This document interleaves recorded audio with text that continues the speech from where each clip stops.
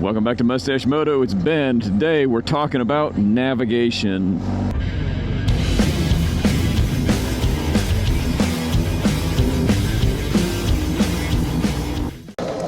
We are living in a golden age for navigation on the motorcycle, and there are a whole bunch of different options now. I want to go through and talk about the pros and cons of each one because they're great options. They're not right for every rider and for every situation. So what are we going to talk about? We're going to talk about using your regular everyday phone. We're going to talk about using an Android, like a ruggedized Android tablet or phone that's offline and dedicated to mapping and navigation. We're going to talk, of course, about CarPlay. The Linkifun, which is CarPlay and Android Auto, but it also has its own Android operating system and GPS, so it can work independently of your phone, and it mounts like the CarPlay unit. You have been off the route for 150 feet. Sorry about that. We've got the Moto II, the Beeline Moto II nav device, and of course we've got paper maps because there's always a place for those. So let's sit down and talk about the pros and cons of each of these. All right, let's run through all these different options, and I'm not going to give you a full review of them. What I'm going to do is just talk about the pros and cons, like I said I would, and then I'll pop up a link because I've done reviews of a lot of these things already, so you can follow the link and get a little bit more information about them, and then probably a discount code in the description if that's something that you want to buy. And let's start off with just using your regular everyday phone. That's a great option if you just rarely, occasionally need navigation, you don't do a lot of riding, and you don't want to put out any extra money. You will have to get some kind of a mount for it. I'll link 3 of them that I reviewed recently, but there's all sorts of different phone mounts. You could even go with a bicycle mount if you wanted to, or you could put it in the clear pocket in a tank bag. Lots of different options. But the phone's got a lot of negative things too, a lot of cons on it. So let's see, one is it's going to drain your battery. You're going to have the screen on all the time and have it super bright. It's going to suck that battery down, which means you're going to have to figure out a way to charge it while you're riding. If you're charging it, it makes the phone a little hotter. And if it's in the summer, in the sun, the phone's going to overheat most of the time. And the screen's going to start getting dimmer. It's going to be harder to see. And it can even shut off on you if it gets too hot. So it's not that reliable for those reasons. It can be really hard to control. So if the phone locks on you, you're gonna pretty much have to stop to get the thing unlocked, take your helmet off, or at least tilt it up if you've got a modular helmet, or if you need to use a thumbprint or something, you're not gonna be able to do it with your gloves. So it's harder to control, and it's harder to jump around between apps with the phone. All right, so another option is to use a dedicated phone just for your navigation. So this is an Android ruggedized phone. Nice big bright screen. This is a Oscal Pilot 3, which I don't think they make anymore, or at least you can't buy it anymore, but there's a bazillion different options. So that's great because you can choose the size and the style that fits best for you. This one, ruggedized, it's big, it's heavy duty, it's got a huge honking battery and a big bright screen, so much bigger than my phone screen. I can actually go all day with this, with the batteries, only the batteries, and not have to charge it, which is pretty sweet. Fully waterproof, shock resistant, all those things. You can, so I'm running this without a SIM card in it. So this is purely offline maps. I like Oscal, but you could use OnX Off-Road, you could use DMD2, you could use Google Maps, whatever you want. And the cool thing is, since you don't have to worry about filling up the memory like I do on my regular phone with photos and stuff, I download a ton of offline maps on this thing. My summer trip, I had downloaded every state I might visit, which was about 12 states, plus a whole province in Canada.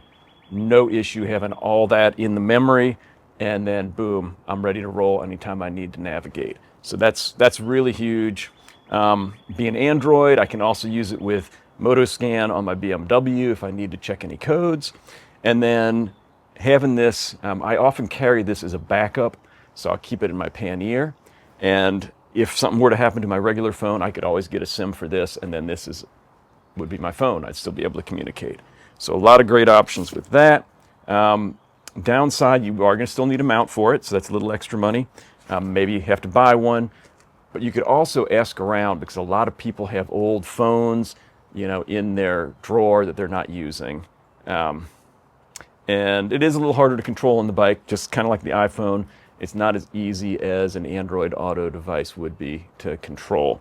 So they also, you could get a tablet that does the same thing if you want big, big, big. So lots and lots and lots of options in the Android space. Next up is CarPlay or Android Auto device for your bike. Okay, this is kind of the sweet spot for me. I do a lot of commuting. I like to have Waze going, and I like to be able to access my music or the radio stations if I want to. Super duper easy to control with gloves on while you're riding the bike. It's simplified. I mean, CarPlay and Android Auto. It's in your car. You know exactly how to use it, which makes it really seamless on the bike. Rock solid.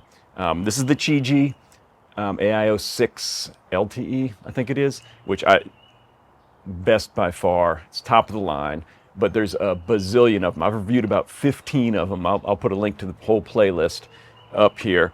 And you can spend almost as much or as little as you want. I mean, I've seen some that are like $50 if you just want simple and cheap. And then, like I said, this one is about $9. There we go. But it also incorporates dash cams and motion sensors and battery alarms, as you just saw, and a whole bunch of other stuff that a lot of the other ones don't. So it really is a premium unit. You don't need to spend that much money. So other advantages, let's see, very easy to control with gloves. The screen is super bright and is never going to dim down. So it's easy to see in bright light. You don't have to worry about a battery. It's wired into the system, into your bike, so it comes on with the bike and it stays on, and you don't have to do anything with that.